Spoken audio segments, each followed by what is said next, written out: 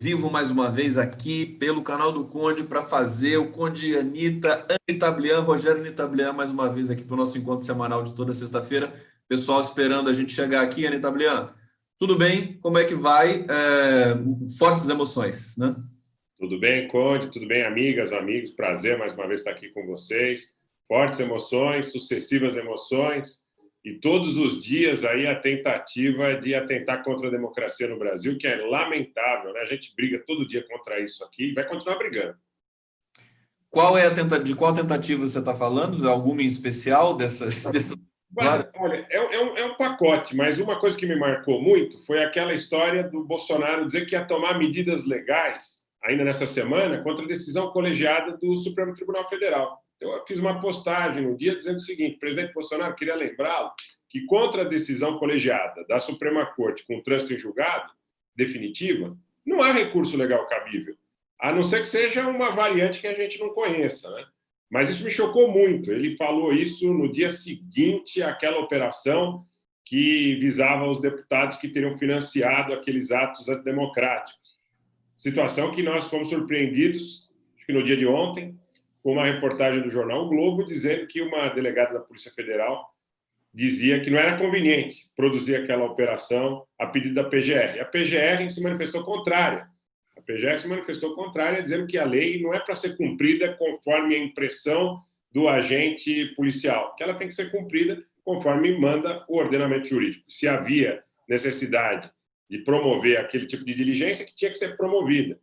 Aí você vê no dia seguinte o Bolsonaro respondendo. Num dia ele diz que vai tomar medidas legais contra a decisão colegiada do Supremo, ou dá a entender que vai tomar medidas legais contra essas decisões. No outro dia ele diz que está chegando a hora.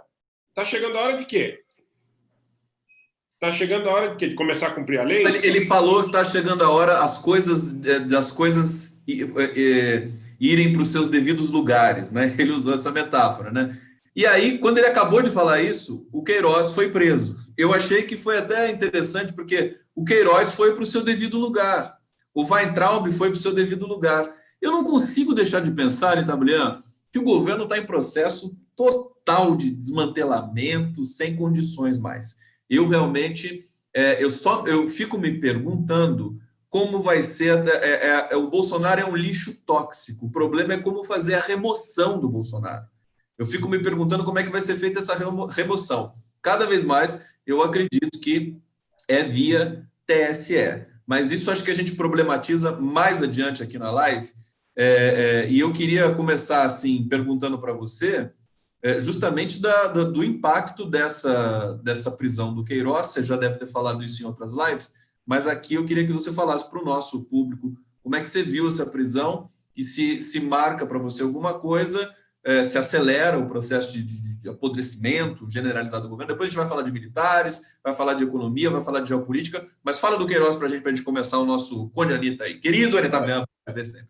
Mais um ponto que eu acho que nós precisamos tratar com muito carinho, né? Porque lá em Atibaia, na casa do Frederico Wassef, funcionava, segundo foi divulgado ontem pela grande mídia, um escritório de advocacia. Ao que tudo leva a crer, um escritório de advocacia ficto, né? Um escritório de advocacia fictício, com o objetivo do quê? De preservar a inviolabilidade daquele ambiente para que o Queiroz ficasse relativamente seguro. O que eu acredito? Eu acredito que o Bolsonaro pensa da seguinte forma: eu tenho muitos amigos nas instituições, nas polícias civis, nas polícias militares nos estados, eventualmente até no Ministério Público e no Judiciário, e se ocorrer alguma coisa no sentido de buscar, de ser expedido um mandado para capturar o Queiroz, eu saberei com antecedência e nós poderemos movê-lo. Porque eu não encontro outra explicação quando você coloca o cara numa situação dessa, na casa do advogado do Flávio, que é advogado do Bolsonaro ou não é advogado do Bolsonaro, entre mentidos e desmentidos, não é? O anjo, né? Chamado anjo. Anjo. Eu acho uma pretensão enorme. Eu acho que realmente você fica com aquela ideia de que as instituições do Estado estão precarizadas, por isso você pode esconder o Queiroz na casa de campo de um advogado, que funciona... Inclusive, parece que o ACF, depois eu quero que você fale dele, monitorou a presença dele lá, esse tempo todo. Ah, com certeza. Inclusive, tem denúncias de vizinhos que dizem que ele estava em permanente contato, inclusive presença física, alguns vizinhos falam da presença física dele ali. E entrevistas que ele deu para a Globo News, entrevistas que ele deu para a CNN, para outras emissoras, ele diz que não sabia do paradeiro do Queiroz, ele disse que não era advogado do Queiroz, que não tinha nenhum envolvimento com isso, e, ao mesmo tempo, dentro daquela política. Num determinado momento, eles se desvinculam, no outro momento, eles fazem a defesa, na medida do que esse processo também, Conde e amigos, eu acho que o Queiroz também deveria, em muitos momentos, cobrá-los, não só financeiramente, um apoio financeiro, como também o discurso, no sentido de protegê-lo e proteger a sua família também. Agora, tem farto material probatório. O Ministério Público, nesse período, acumulou farto material probatório, a Polícia Civil do Rio de Janeiro, que está a cargo das investigações, né?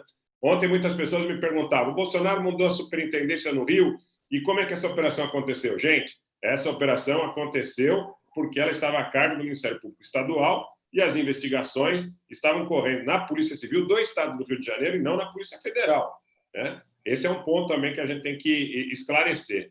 Agora, tem farto material probatório, tem pessoas envolvidas que pediam conselhos ao Queiroz de como agir, tem uma situação ali que é, mais do que batom na cueca, uma situação de monitoramento, onde mostra que uma funcionária fantasma foi instada, foi convocada para assinar livro de ponto, o que não fazia 2 anos. Isso é uma prova cabal da exploração do erário público para atender interesse privado. E de uma campanha, o que me deixa mais atônito, de uma campanha que teve um discurso o tempo inteiro, de que era não só a antipolítica, a renovação na política, mas também era uma campanha que estaria baseada no pilar do combate à corrupção. E pratica a corrupção mais rasteira, sabe? O grau mais supestre da corrupção, né? Rachadinha, né? Aquela coisa. Rachadinha, posto de gasolina, aval do açaí, é coisa baixa mesmo, sabe? Ligação com milícia, Rio das Pedras, Muzema, aquela coisa das coisas, Adriano, Queiroz, fotografia com tudo que é tipo de miliciano, sabe? No momento que a sociedade brasileira estava sedenta de justiça. Então, movida por uma narrativa bastante peculiar, falsa, com mentira, com fake news, com apropriação, com a ideia de que o Banco do Brasil, a Caixa Econômica, o BNDES, o Partido dos Trabalhadores, a Petrobras, eram genis do Brasil. Não, e você imagina esse grupo levando essa corrupção de boteco, né?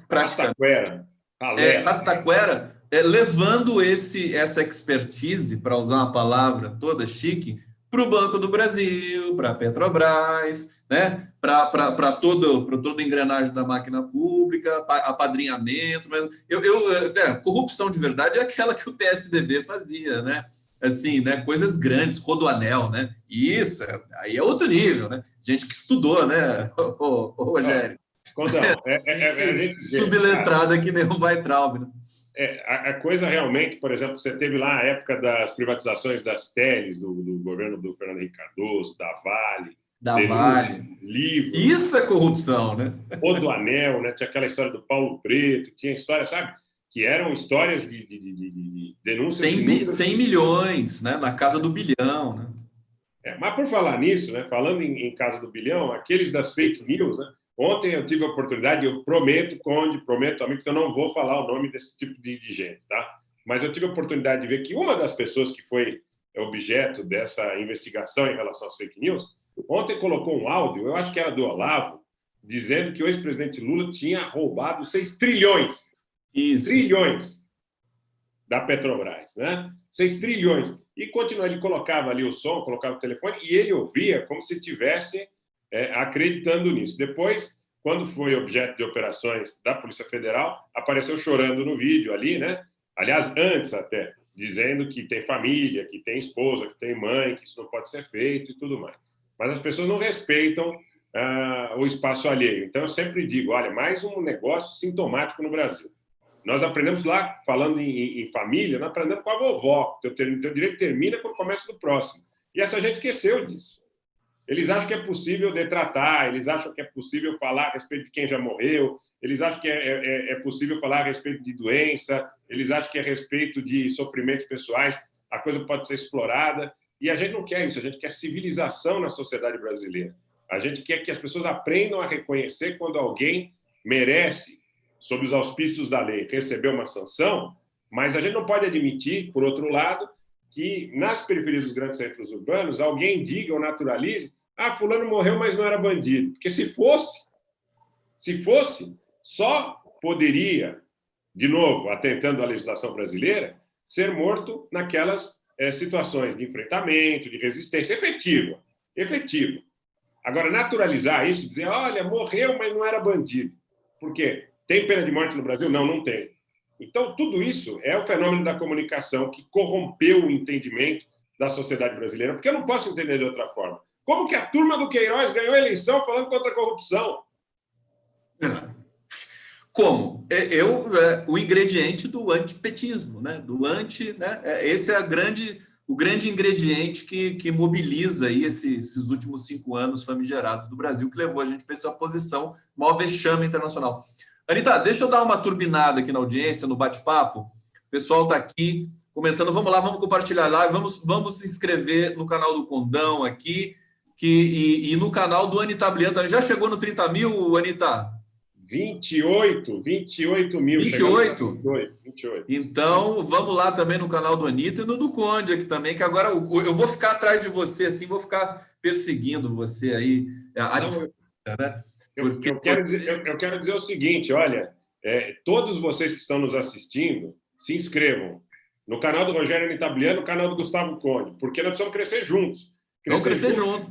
Para levar essa mensagem que nós levamos aqui nessa nossa interação, individualmente, com outras pessoas, com outros convidados, né, para que chegue aonde tem que chegar. Nós não podemos admitir, eu tenho certeza que essa preocupação é minha e sua, Conde, de muita gente, que se faça novamente no Brasil um engodo, uma mentira como essa de 2018. Eu não me sinto bem sabendo que meu país é administrado por uma proposta que ganhou as eleições falando contra a corrupção e que tem o falecido capitão Adriano, que tem o Queiroz, que tem o Flávio Bolsonaro, que tem a loja de chocolate, que tem o ministro Marcelo Álvaro Antônio, que tem o Abraham Weintraub, que tem toda essa coisa de descrédito à ciência, toda essa incompetência, essa mentira, esse discurso de violência, de ódio, de desarrazoamento do debate. Eu confesso que quando eu paro, muitas vezes quando eu paro, eu me sinto chateado, mas eu também sinto nosso compromisso de não deixar a peteca cair, voltar para a rede social e continuar brigando pelo arrazoamento, pela verdade.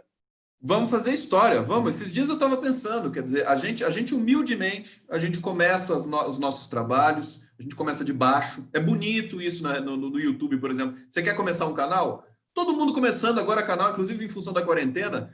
Pô, gente consagrada, que estava sempre na Globo News, que estava em todos os lugares, agora mudou a conjuntura, eles vão lá humildemente, fazem o seu canal no YouTube e vão crescendo aos poucos, seu Twitter, Instagram e tal. E a gente faz história. Eu acho que eu fiquei imaginando, Anitta, a gente daqui a uns 10 anos, pô, é tão bonito isso, a gente vai estar trabalhando, a gente gosta de conversar, a gente gosta de trazer notícia, enfim, de tentar desmanipular algumas informações. Eu acho que é um processo virtuoso. O processo das fake news atrapalha, gabinetes de ódio atrapalham, mas a gente vai resistir a tudo isso. Eu vou para o bate-papo. Olha só, Maria Lopes e do Arueira, claro. Essa dupla de mais inteligência na veia, eu não sei se está se referindo aqui ao que o Arueira... Daqui a pouco a gente vai ter o Távola Fim de Tarde também, que agora virou diário. Gesamari Solange, obrigado. Simone Maria de Souza, boa tarde, Conde e Rogério, de Alegre, Espírito Santo, para aplaudir esses dois excepcionais jornalistas. Obrigado, querida. Elisa Mendonça, vamos chegando. Abdon Campos, saudações democráticas de Salvador, Bahia. Onde vocês estão? Digam para a gente aqui, para a gente celebrar o Brasil inteiro e muita gente do mundo inteiro ligado aqui na live Conde Anitta, toda sexta-feira, às 17 horas, aqui no canal do Conde. Jalusa Was, boa tarde, Conde Anitta Blian, todos os guerreiros da live, e todos os guerreiros da live. Edmundo Aguiar, o que a cúpula do Ministério da Justiça foi fazer hoje em conversa privada com o ministro Alexandre de Moraes, do ministro da Justiça, desculpa, que está abreviado aqui, né? Vamos explorar um pouquinho isso na sequência, querido. Deixa eu ver quem que fez aqui, o Edmundo Aguiar, eu li o nome dele. Vamos lá, vamos compartilhando a live, vamos turbinar. Fortaleza presente, Porto Alegre, Mogi das Cruzes, Santa Catarina, Floripa. É isso, Anitta. Tem que dar uma agitada aqui, né? Agora, eu quero trazer a seguinte questão para você. Curioso, logo que o Sérgio Moro deixou o governo, a Polícia Federal começou... O Queiroz foi preso pela Polícia Civil, tudo bem. Mas a Sarah Winter não. E o Weintraub não foi convocado também pela Polícia Civil, convocado pela Polícia Federal e o próprio STF. O que mudou no governo com a saída do Moro? Mudou alguma coisa, né, Rogério? Diga pra gente. Olha, eu não acho que a Polícia Federal, não. Eu acho que a Faria Lima, setores da Faria Lima, não gostaram da saída do Sérgio Moro. E eu quero lembrar que, mesmo sendo defensor de uma aliança pragmática e de uma posterior aliança programática, que eu acho que são coisas distintas e necessárias, parte daqueles agentes que hoje se dizem defensores da democracia, eu não vou nem remontar exclusivamente à deposição política da Dilma e à perseguição política do ex-presidente Lula. Foram artífices da perseguição aos direitos trabalhistas, da derrocada dos direitos previdenciários, falaram a respeito de um processo todo dentro do seio da Lava Jato, que, segundo até um dos seus maiores defensores, o ministro Barroso, no Roda Viva, tem uma certa característica, segundo ele, de seletividade dentro desse processo. Agora, essa gente é muito poderosa. Porque o que acontece? O que mudou depois que saiu o Sérgio Moro? Partes desta sociedade brasileira que estão acostumadas, como diz o belo documentário da Petra, né, em determinados momentos, a tentarem contra a democracia no Brasil, não gostaram da saída do Sérgio Moro e se colocaram contra o governo do Bolsonaro, sem claramente mostrarem qual seria o caminho, se seria a substituição do Bolsonaro por sucessivos potenciais crimes de responsabilidade, ou se seria a cassação da chapa para que nós tivéssemos uma nova eleição. Agora, que eles estão desconfortáveis com o Bolsonaro após a saída do Moro, não resta dúvida. Esse ponto que você toca, ele é fundamental para a gente entender por que existe hoje essa situação de uma conflagração contra o governo do Bolsonaro com proporções muito maiores. Você tem a Globo como grande inimiga do governo Bolsonaro, o Estado de São Paulo, a Folha de São Paulo, como inimigas do governo Bolsonaro. Lembrando que ser inimigo do governo Bolsonaro virou uma grande grife, né? Agora é luxo. Qualquer luxo. Hoje, ser inimigo do governo é tendência. Agora, tendência sob o ponto de vista dessa interpretação. Agora, eu quero dizer que na eleição de 2018 foram esses mesmos agentes que falaram que nós tínhamos dois extremos, que nós tínhamos dois radicais e que era difícil escolher, mas não esconderam de ninguém que optaram pelo radical Jair Bolsonaro, com editoriais, criticando a candidatura do Fernando Haddad, dizendo que o Brasil não poderia virar uma Venezuela, falando a respeito do Foro de São Paulo, do kit gay, ou não desmentindo a existência desse tipo de agenda que, sabidamente, principalmente em relação ao kit gay, a questão dos costumes, atacava valores que são caros para muitos na sociedade brasileira, mas a Rede Globo, o Estadão, a Folha, sabiam o quanto era mentira aquela narrativa. Só que eles ficaram quietos, eles disseram, não, se o objetivo é colocar um Paulo Guedes, um genérico do Paulo Guedes, é entregar a Embraer, é entregar a base de Alcântara, é entregar o aquífero Guarani, é entregar os minérios que estão nas reservas indígenas. Tudo bem, a gente se coloca ao lado, ou aquela história do olho de vidro. Vamos fazer que não estamos entendendo? Vamos fazer que a gente não está vendo? Vamos fazer que nós não estamos percebendo que nessas manifestações contra a corrupção, muitos que estão lá dentro são muito mais corruptos do que aqueles que eles estão acusando. Lembro sempre do presidente Lula quando ele disse, se juntar toda essa gente, não vai chegar na minha idoneidade. Então, essa é uma maneira sucinta e objetiva de mostrar que muita gente corrupta, e eu quero dar meu testemunho pessoal, eu vi muita gente que é sabidamente corrupta na Avenida Paulista em 2015, em 2016, falando contra a corrupção.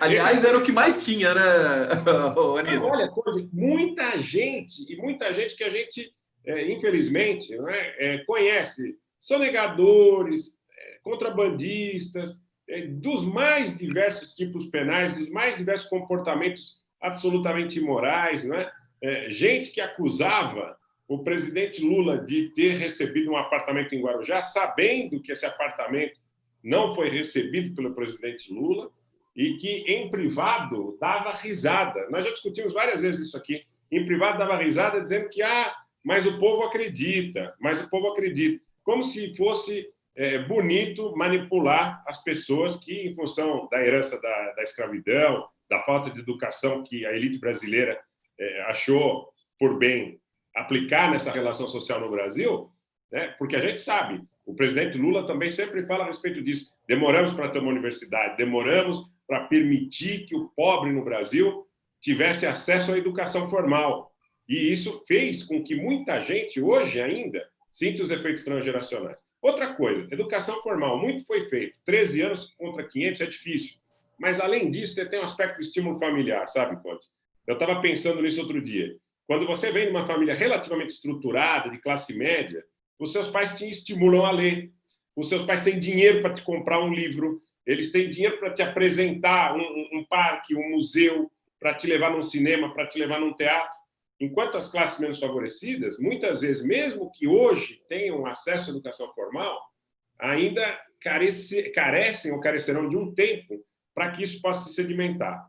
E o que eu vejo? Essa elite brasileira que foi falar na Avenida Paulista, em Copacabana, em Minas Gerais, contra a corrupção, a pretensa corrupção do governo do PT, do presidente Lula, sabia desse déficit em camadas populares que foram instadas a acreditar nessa narrativa mentirosa. E eu assisti com os meus olhos. Eu sempre digo que um dos meus maiores combustíveis para vir para as redes sociais falar foi perceber de dentro desse extrato da sociedade que as pessoas riam. Diziam, eles acreditam que o Lula ganhou aquele apartamento lá. É bom mesmo, assim a gente acaba com essa coisa do PT aqui, sabe? E como é que eu posso naturalizar, normalizar que a mentira, e pior, Conde, a mentira covarde. Sabe aquela coisa do menino grande, gosta de bater no menino pequeno, gosta de bater na menina na escola? É isso que a elite brasileira fez. Porque se o cara não entende, até uma piada, né? Você diz assim, a piada só é piada quando o outro compreende. Senão, você pode estar humilhando a pessoa, né? Quando você fala... É uma espécie de bullying, né? A elite praticou bullying contra o Lula. Só porque a elite praticou bullying contra o Lula. Pior, a elite praticou bullying contra o pobre, contra o humilde, contra o sujeito que foi vítima desses 350 anos de escravidão. Então, eu fiquei muito indignado. Eu digo, como é que a gente faz para desmontar isso? E eu acho que esse trabalho que a gente faz aqui é um trabalho que tem um potencial muito grande de reverter isso no prazo. Porque muita gente diz assim, vocês pregam para convertido. Eu não acredito nisso. Por quê? Porque 18 anos de idade é o limite para você tirar a carteira de habilitação. Antes, em alguns momentos na história do Brasil, foi 17 anos. O que quer dizer que quando você tem 16 anos, 11 meses e 20 dias, você não está habilitado, mas você está em vias de. O que eu quero dizer com isso? Numa analogia, tem muita gente que pode não acreditar piamente no que a gente está relatando hoje, mas pode ser instado a refletir. O cara pode dizer, opa, deixa eu ver o que esse cara está falando. Você está inspirado hoje, hein, Anitta? Ele está sempre inspirado, não é só hoje, não. Mas é que você hoje está trazendo um pouco mais essa reflexão sua pessoal. Você sempre traz. Mas entrando nesse espaço, né, que eu acho muito interessante, e aí eu fico instado a também dizer e dar o depoimento de algumas questões. Interessante você falar dessa relação de bullying, né? Na verdade, eu trouxe a expressão, mas você estava indo nesse sentido da elite contra o Lula, contra o pobre, e desse descaso, né, com aquilo que fatalmente é a verdade, né? Não importa se o sítio de Atibaia e se o triplex do Guarujá não é do Lula, mas colou, o povo engoliu e vão para cima. Esse pessoal pensa assim, é a mesma relação que o Bolsonaro trava com a linguagem e que esses gabinetes do ódio travam com a linguagem, né? É uma relação digamos, de desconexão, né?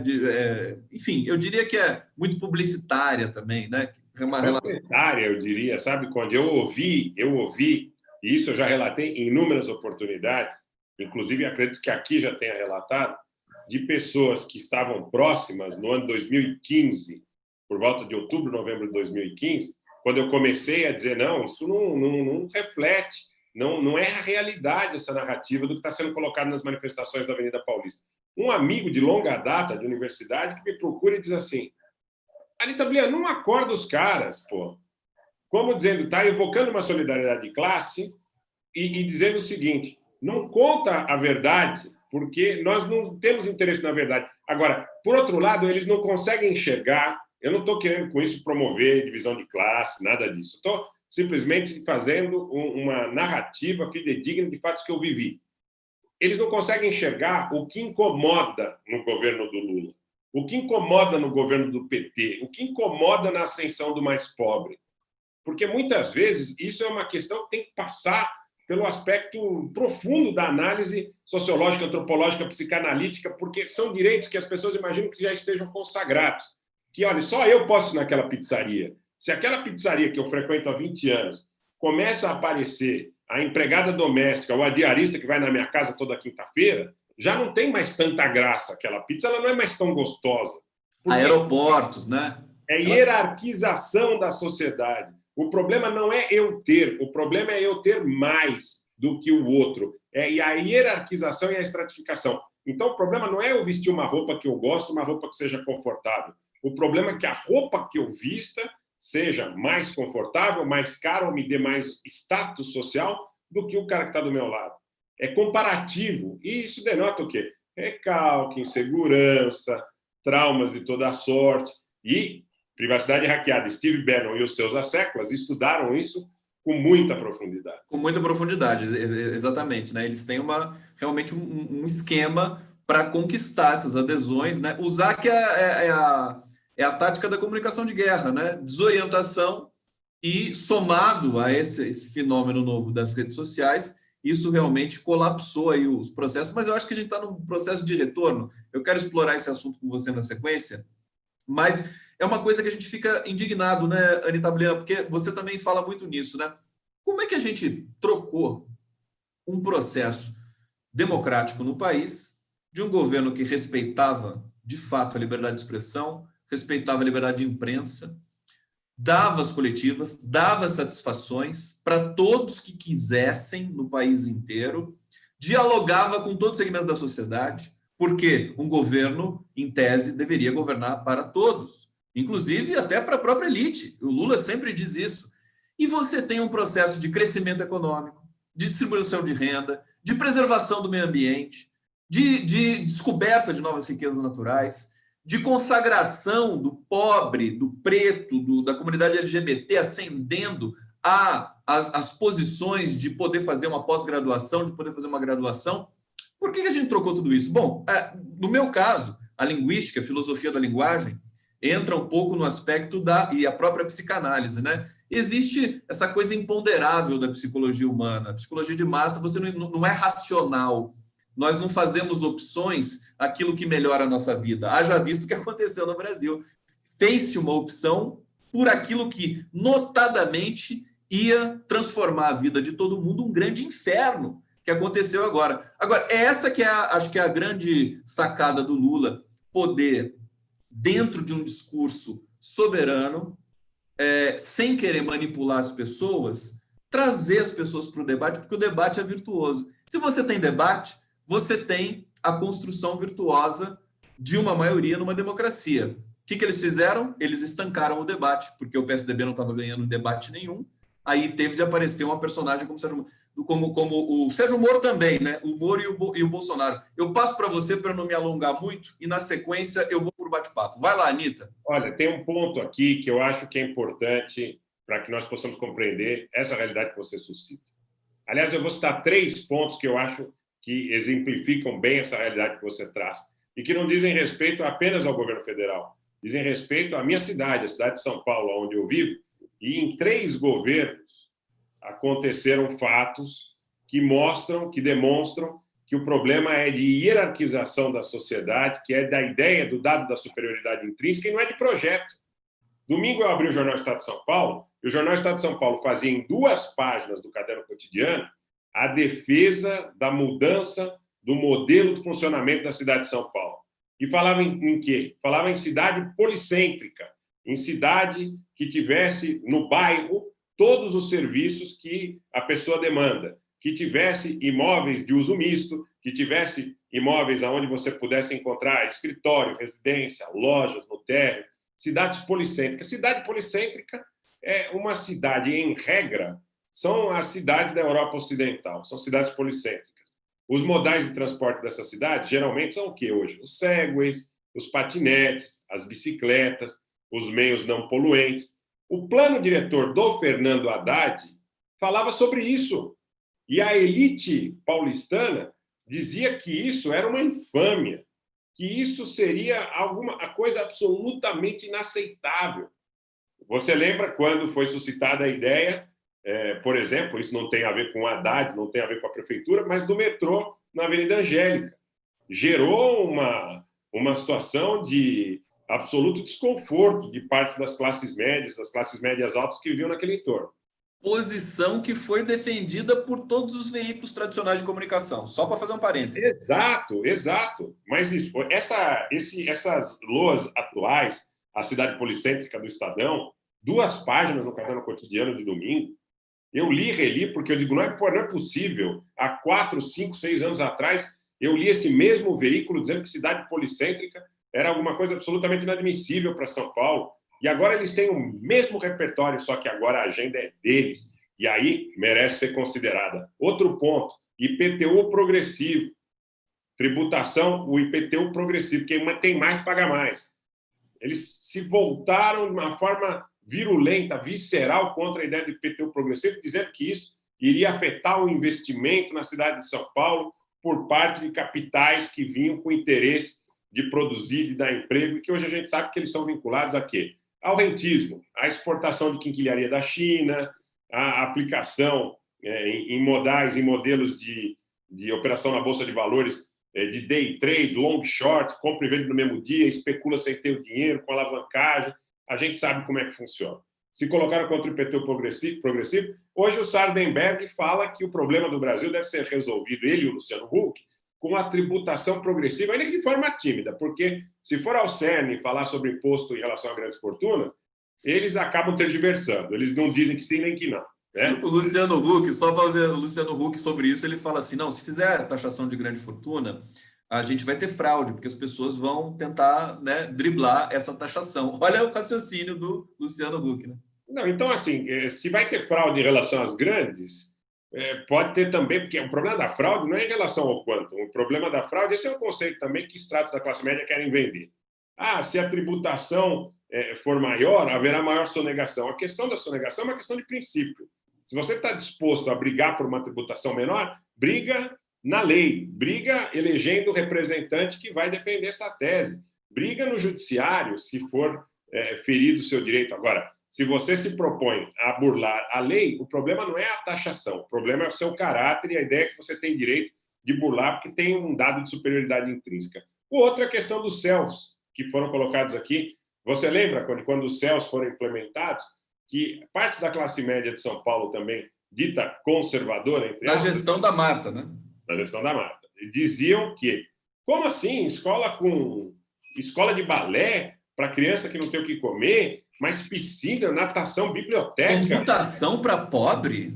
Computação. Eles diziam, eu vou tocar, você sabe da minha franqueza, eles diziam assim, computador para favelado? Computador para favelado? Eles não têm o que comer. Não pode. Mas na escola dos filhos deles, eles querem. Eles querem aula de xadrez, de computador, de balé, de pilotagem de drone, eles querem aula de tudo. Né? E eu não acho que está errado em querer, mas está errado em querer vedar o acesso do outro. E aí, de novo, a gente volta para o mesmo ponto, que é o lance da hierarquização da sociedade. Perfeitamente. A Anitta fazendo aqui uma palestra para a gente, né? Todo mundo falando aqui no bate-papo. Deixa eu ir aqui, inclusive, para celebrar a presença de vocês aqui no canal do Conde, nessa transmissão do Conde Anitta, semanal, toda sexta-feira. Peço inscrições para o canal do Conde, inscrições para o canal do Rogério Anitablian. Ana Rita Beninca, Maranhão desativando os leitos para a Covid. Que notícia boa.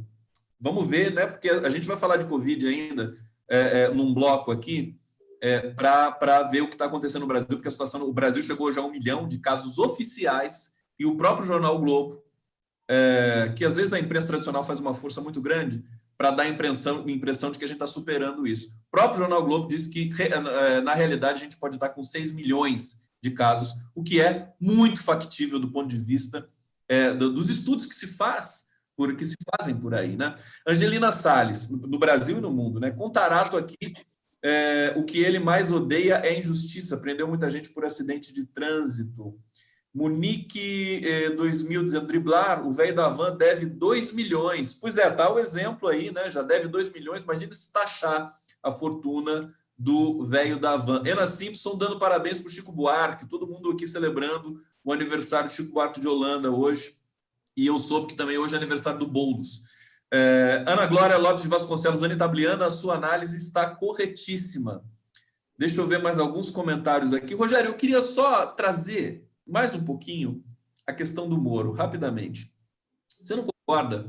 Eu acho que a saída do Moro estressou a relação do Bolsonaro com a Polícia Federal. O Bolsonaro esgarçou, acho que ele esgotou, deve ter estressou demais. A gente sabe porque muitos policiais federais deram entrevista sobre isso. De querer trocar a Superintendência do Rio, trocar a Direção-Geral da Polícia Federal. Acho que esgotou a relação dele com a Polícia Federal. E outra coisa, me dá a impressão que o Moro estava no governo protegendo a família Bolsonaro. Acho que é o contrário do que a gente pensa. O Moro está reclamando aí, o Bolsonaro não me deu condições para combater a corrupção. Eu acho que foi o contrário, acho que o Moro estava lá para segurar, para não deixar a Polícia Federal, por exemplo, descobrir onde estava o Queiroz, estourar o Alan dos Santos, a Sara Vintra da vida, o Gabinete do Ódio. E aí, acho que ele se sentiu desgostoso por alguma razão e saiu. Você concorda? O que você acha? Eu vou lembrar da fala do presidente Lula, mais uma vez, no dia 7 de abril de 2018, no Sindicato dos Metalúrgicos de São Bernardo do Campo, quando ele fala a respeito da necessidade de investir na educação para que nós pudéssemos ter um acesso democratizado às instituições de mando na sociedade brasileira. E ele cita, se não me falha a memória, quando nós tivermos pessoas oriundas de Itaquera ou de Heliópolis, citando duas regiões pobres da cidade de São Paulo, dentro dessas instituições nós vamos ter uma mudança. E quando você fala a respeito das instituições do mundo jurídico, da magistratura, do Ministério Público, da própria Polícia Federal, a gente sabe que nós vamos entrar também em concursos públicos muito concorridos, aonde não só a educação formal, como a disponibilidade de tempo para que você possa estudar para ingressar nessas carreiras, não vamos tapar o sol com a peneira. Tem necessariamente que estar escorada essa situação numa capacidade de financiamento desse processo. Ou seja, o filho do mais humilde, ele não tem condição de se dedicar o tempo inteiro para fazer curso, para entrar no Ministério Público, para entrar na Defensoria, para entrar na Polícia Federal, para entrar na magistratura, para entrar nas instituições de mando do Estado brasileiro. Ele precisa trabalhar porque ele precisa levar sustento para casa. Ele não pode comprar um montão de livros, ele não pode comprar um montão de programas, ficar o dia todo no computador estudando, fazendo teste simulado para ingressar nessas carreiras. Então, de alguma forma, a parte eu também quero dizer o seguinte, eu prezo demais essas carreiras e conheço muita gente boa demais e bem intencionada, independente de origem social, dentro dessas instituições. Essa é uma questão que eu falo, não é para fazer média, não. É porque eu conheço em breve, inclusive, eu tenho um projeto, não para falar de política, mas para falar de democracia na sociedade brasileira, onde eu quero mostrar para as pessoas que existem pessoas dentro dessas instituições e que falam a respeito da democracia e da necessidade de se fazer inclusão social e de termos justiça social. Mas eu falo tudo isso por quê? Porque existe uma simpatia grande de classe pelo Sérgio Moro em algumas instituições do Estado brasileiro. Existe. E eu volto a dizer que esse problema, esse embate, esse mal-estar com o governo do Bolsonaro, que hoje é maior, ele é maior também porque houve um adhesionismo, houve uma certa adesão desses estratos que tinham em comum com o bolsonarismo raiz o apreço à agenda econômica do Paulo Guedes. Aliás, mais do que o bolsonarismo raiz, apreço à agenda econômica do Paulo Guedes, porque o bolsonarismo raiz mal compreende o que é a agenda econômica do Paulo Guedes, vamos ser francos. Aqueles dogmáticos, fanáticos pelo Valdomiro ou pelo Malafaia, muitas vezes eles nem compreendem o que é a dimensão da agenda do Paulo Guedes. E eu não faz parte da estrutura deles, da estrutura político-social deles, não compreender. Se eles compreendessem, eles não estariam nesse lugar. E, aliás, eu quero dizer o seguinte, também não tenho nada contra quem vai no culto do Malafaia, porque deve estar cheio de gente bacana que vai no culto do Malafaia e que, de alguma forma, atenta àquela ideia do sequestro de percepção. Acredita no que o Malafaia fala, acredita no que o Valdomiro fala, acredita no que o Macedo fala, né? E eu acho que o Estado brasileiro é laico e tem que assegurar a profissão de fé livre para todos aqueles que querem ir à igreja, ir ao templo, ir à cerimônia de matriz africana, ao budismo, enfim. Crer ou não crer é uma situação que cada um pode, de acordo com o seu livre-arbítrio, a Constituição ampara. Agora, que tem uma simpatia, trocando em miúdos, pelo Moro em algumas instituições do Estado brasileiro, isso não resta a menor dúvida. ficou difícil para o Bolsonaro manter a posição dele no poder, sendo antagonista do Moro. Sem nenhum trocadilho, tá? Porque agora parece que o Moro... Inclusive, o Moro virou articulista do antagonista, né? Sem ghostwriter, agora não tem mais ghostwriter, né? Não Agora tem é o mais Moro ghostwriter. É difícil para o Bolsonaro Você ficar...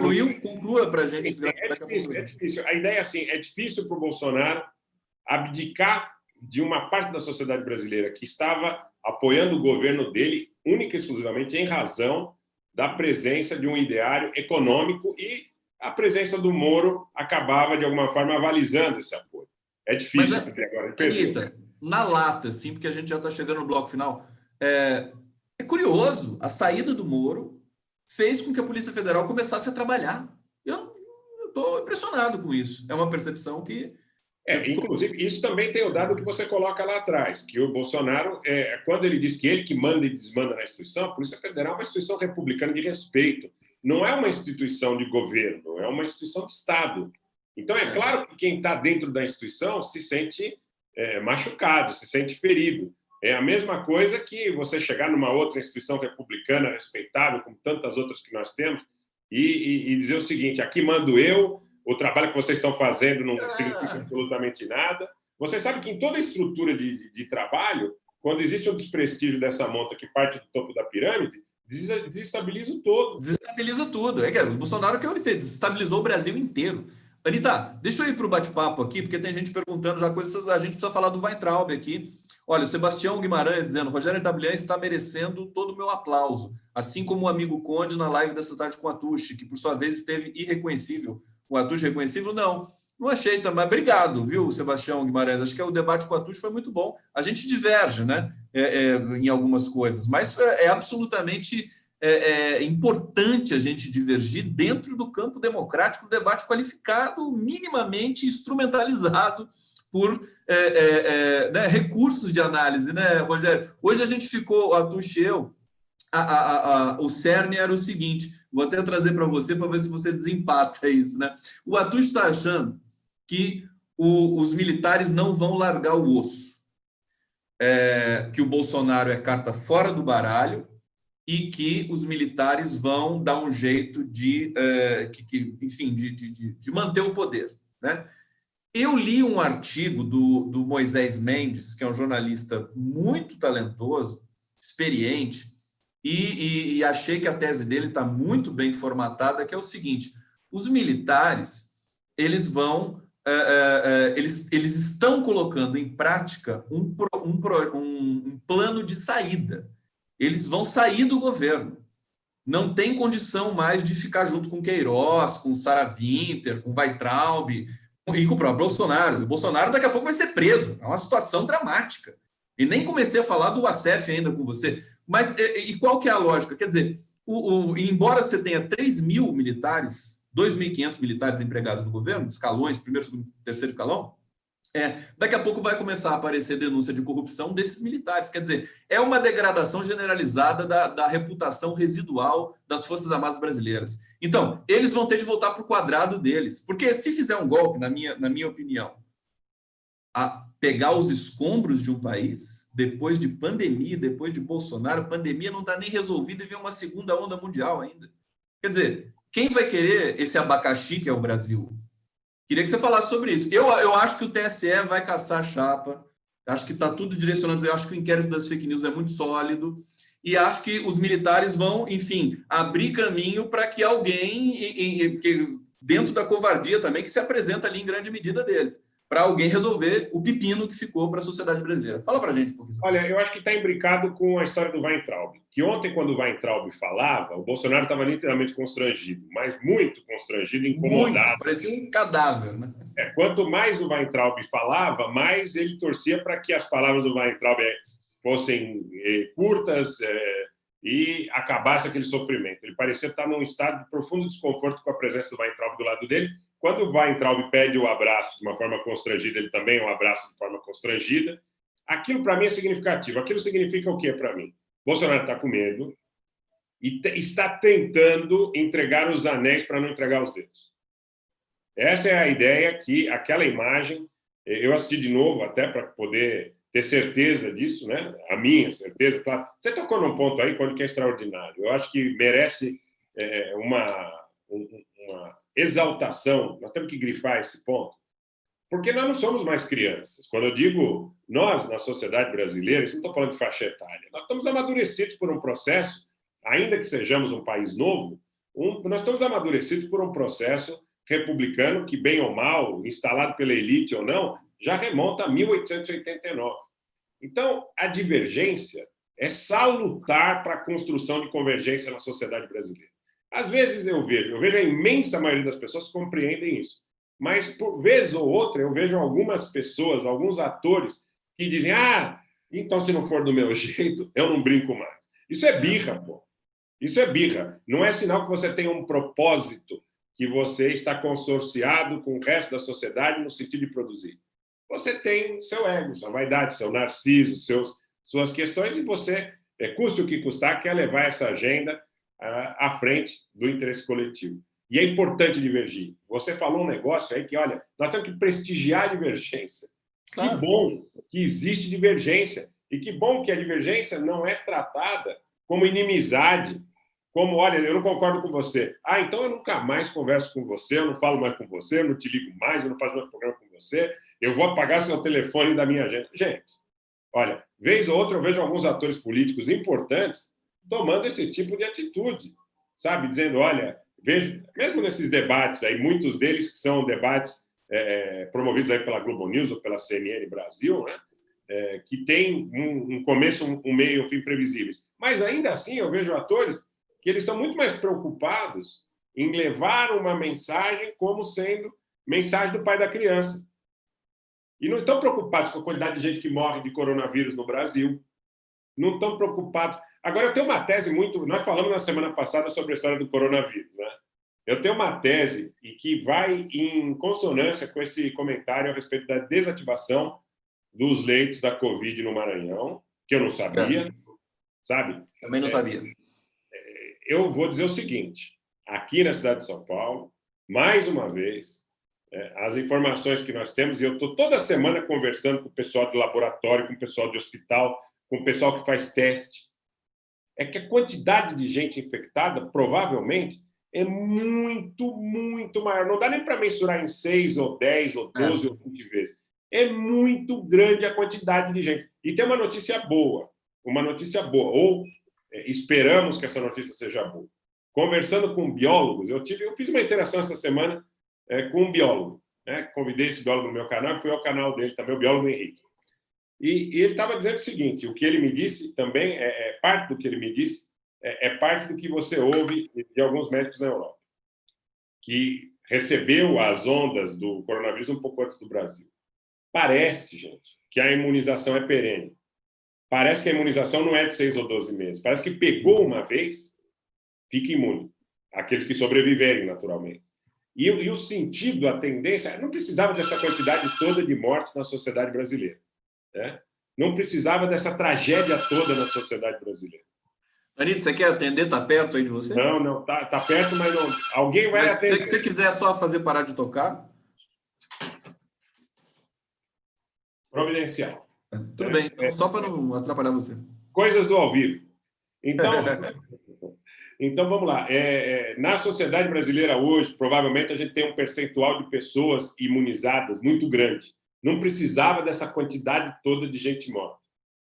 Não precisava dessa quantidade toda de gente morta. Se nós tivéssemos mais carinho, mais prudência na gestão desse processo, isso não aconteceria dessa forma. Nós já estamos aí perto de 50 mil mortos. Muito provavelmente, infelizmente, nós vamos ter outros tantos milhares. Mas a notícia boa é que parece que a imunização é perene e parece que em algumas regiões onde o coronavírus chegou antes, você já tem um percentual de população imunizada bastante representativo. Pois é, mas infelizmente, com a catástrofe sanitária que foi desenrolada não só no Brasil, mas o Brasil é o pior país do mundo, né? A pior testagem, a menos eficiente, a menos aplicada. A gente chegou nessa situação dramática e nós temos também ondas novas chegando também no mundo. Tem a interiorização, Conde. A interiorização é evidente. Estados onde as ondas tardaram a chegar, ainda, infelizmente, vão ter, pela gestão da crise, principalmente por parte do governo federal, muitos mortos. Quero lembrar de Minas Gerais, do Rio Grande do Sul, do Mato Grosso do Sul. Ao mesmo tempo que você refere uma regressão, que você percebe uma regressão importante em Manaus, em Belém, em São Luís, já de alguma forma, em algumas regiões da cidade de São Paulo, né? Mas, veja, em lugares onde o coronavírus está chegando agora, infelizmente, nós, com essa gestão de crise do governo federal, com o Ministério da Saúde interino, nós temos o risco de ter muitos mortos desnecessários nesse processo. Totalmente. Rogério, último bloco, rapidinho, porque eu vou ter que fazer a outra transmissão que você sabe. Você também vai para outra transmissão daqui a pouco. Vamos falar do Weintraub, só para a gente fechar o nosso... Inclusive, fazer jus aqui à condução que a gente deu no eixo temático. O Weintraub indicado para o Banco Mundial. O Mercadante disse que Banco Mundial não é refúgio para fugitivo da justiça. Eu até usei essa frase para intitular a nossa live. Rapidamente, para a gente encerrar, esse imbróglio, essa novela do Weintraub aí, o que você acha que vai acontecer com essa figura que é a pior figura que já foi colocada no Ministério da Educação da história do país, assim, disparado, né? Um assinte, uma provocação, um estupro da educação brasileira, e agora essa figura fica aí à deriva, com medo de ser preso, evidentemente, porque sabe do que ele já fez e do que ele falou também, né? Diga para a gente. Péssimo ministro, péssimo gestor na iniciativa privada, péssimo gestor na iniciativa no serviço público, na gestão pública. Agora, uma coisa é certa, com base no dado da transparência, tem muito bombeiro aí tentando apagar esse incêndio, tentando colocar uma pá de cal no assunto do Weintraub, para não permitir que o Weintraub possa ser responsabilizado criminalmente, como deve ser responsabilizado. O que a gente sabe do meio político, o que a gente sabe do mundo jurídico hoje, é que tem muito bombeiro trabalhando ontem, hoje, para afastar a possibilidade de uma prisão do Weintraub, afastar a possibilidade de que o Weintraub seja responsabilizado criminalmente. Porque o crime que ele cometeu, ele não falou o que ele achava do Supremo Tribunal Federal. Ele, por reiteradas ocasiões, ele assacou contra a honra dos ministros do Supremo Tribunal Federal e os ameaçou, dizendo que deveria prendê-los, que deveria encerrar o seu funcionamento até, né? Tendo reiterado, que foi a gota d'água que levou à queda dele do Ministério, foi quando ele reiterou publicamente, né, o que faria com o que ele chama de vagabundos. Né? Eu ainda quero acreditar que essa definição de vagabundo está muito mal dada, sabe? Está muito mal dada. O que é vagabundo na sociedade? Para parte da elite predatória brasileira, é quem ganha mal. E agora, para esse bolsonarismo fanático, doente, é o sujeito que é opositor dos seus ideários. E o que é ser opositor do ideário do bolsonarismo? É defender a Constituição. Você defende a Constituição, então você é vagabundo. Você é vagabundo, você é comunista, você precisa ser preso, você precisa ser banido. Não pode.